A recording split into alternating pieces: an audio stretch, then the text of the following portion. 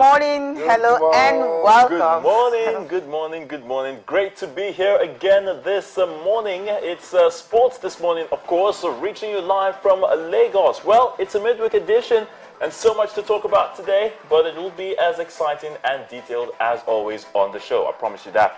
Well, today we'll talk about Nigerian basketball. Yes, it's the DSTV Premier Basketball League to see the 8 teams that qualified for the final. That's the final 8. The top 4 teams in the Atlantic and Savannah conferences. Of course, we will be taking a look at athletics. The World Championships will come how many days from now? About 10 days from now, we already have a 17-man list that will be representing Nigeria at the championships. And of course, you have some athletes already missing in action. Ese Brume, Ogogene, Eguero, these are African champions, but they will definitely not be there in Beijing. It's still your sports-loving channels television, and we're still counting down to the start of the 11th edition of the African Games that will take place in Congo, Brazzaville. It's now 23 more days for it to take off. How is Team Nigeria getting ready? Today at the National Stadium in Lagos, boxing will have the final trials to select boxers that will travel for the games. Table tennis also busy. Tennis, they are also doing their trials. Badminton. So, we'll be taking a look at preparations for the 11th edition of the All-African Games.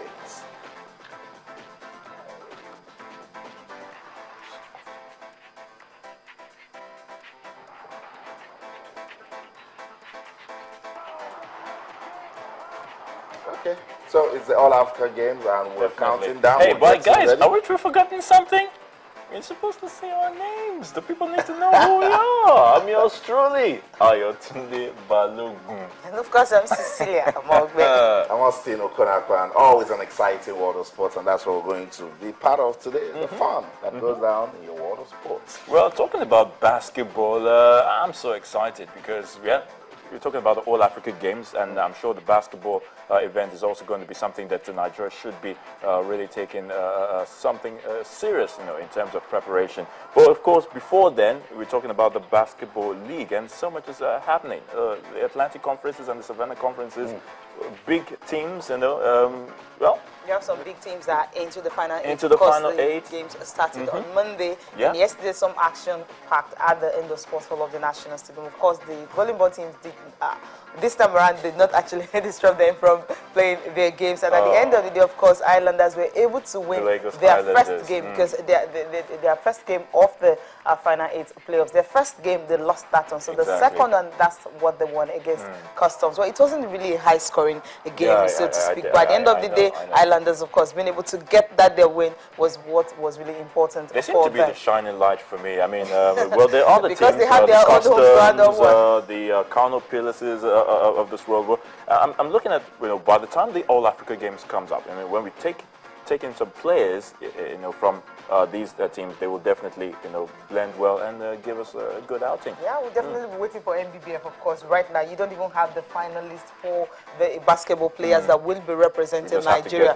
Simply because they're praying for the Afro Basket Championship. Yeah. Right now, Nigeria, they're actually touring Europe. They're in Italy presently now, playing some warm-up games and all that. So for the All-Africa Games, I think they're actually having a close-up on it. Maybe they just want the league to be over, and after that, maybe like on the 15th or 16th, that's when they will open camp for the All-Africa Games. But they, the players are busy, and of course they know that once they call them to camp, all of them will definitely be ready to fire up. And Nigeria, when it comes to continental championships like this, somehow we are always there. But Afro Basketball Championship, we haven't won that. That's why I'm just listening. I just want to listen because my pain with basketball is you can see the quality. Yes, so much quality. The guys playing here, they're good as the guys playing in Europe. Or in the United States. But when we get to the Afro Basket Championship, I don't know, something just goes wrong, particularly from the quarterfinals. Let me tell you something. Now, basically, when the D Tigers were going to start preparing for the Afro Basketball Championship, we keep asking them questions. When are these guys going to resume camp? Now, you hire a coach. how many weeks to a tournament, and you're giving the coach 3 months to actually prepare the 3-month contract, so to speak. And of course, you just have some few days, like 2-3 weeks to prepare the players for a tournament. It doesn't work that way. We understand it's basketball, too much blending is not needed. But no matter what you will say, your best bet is if you have players together, you know, at the beginning of a tournament, let's say like a month or 2 or even 2 months to the tournament, you already have the players that you're picking. You already have a coach for those players. It helps a lot. By the time you just bring in players from across clubs, from the US NBA, you go to Greece, Turkey, and Nigeria, you put them together, and of course, you just expect these players to play. It's going to be difficult. So once they face a better opponent who've been preparing for 2 years or even 6 months to the time, so it's easier for them. So that's basically the reason. If MBBF can just say, okay, whenever we're having a tournament, give them a month. Right now, all African games, you're talking about how many days to go now? 23 days to go. We don't have a basketball team yet. Maybe MBBF have their team. Maybe the players have been invited. But the question is, when are they going to resume camp? Is it going to be after when the final 8 is over? And why will it delay up to this point when you know you have too many tournaments to play? Well, so much to talk about then. So much to talk about then. It's really huge in basketball. It's something that is really not so funny. So until they decided to just get it right, organize a championship on time, and of course organize friendlies for these players, and do it on time, not just the 2 weeks and 1 week, and you feel okay, go there and go and win and bring the trophy. See, so guys, it's a systemic problem. It's not just the Super Falcons suffering it. It's not just table tennis. It's not just badminton. There you go. So again it's to the leadership. It's administration. I'm glad she mentioned it, because we're getting ready for a major tournament, and basketball, in a way, is even But because I think I heard that the girls are actually in camp already. That's the D-type race. They are in camp preparing for the All Africa Games.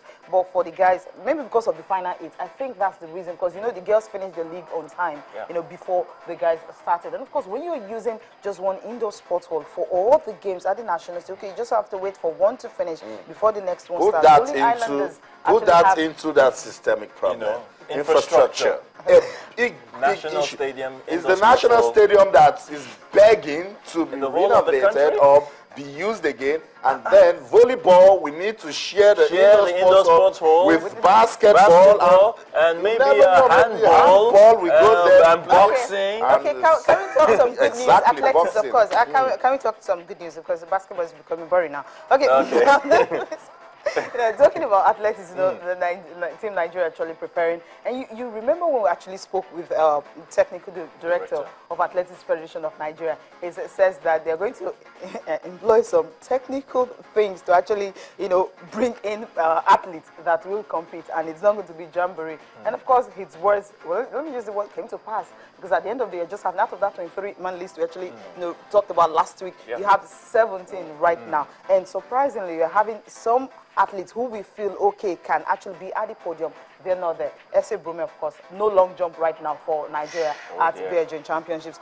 Definitely for Ogogene Egweru, no 100 meters also for for the men. 100 meters and 200 meters. The guys will definitely not be there. We'll save all of that. Guys, before we go to the headlines, let's just quickly give some respect and honor to a great Nigerian footballer on this day. About 26 years ago, Samuel Okparaji slumped and died during a World Cup qualifying game. It was actually a World Cup qualifying game for Italy 1990. In that game between Nigeria and Angola. He died, and we remember Samuel Okparaji, a true Nigerian hero, and we love Samuel Okparaji so much. I want to wish his family all the best. We're trying to establish some connection with his brother, see how the family is keeping up, and put them in our prayers. So guys, it's another fallen hero. Yeah, all right. Let's just quickly switch over now, where a fine gentleman is standing by to give us what's been happening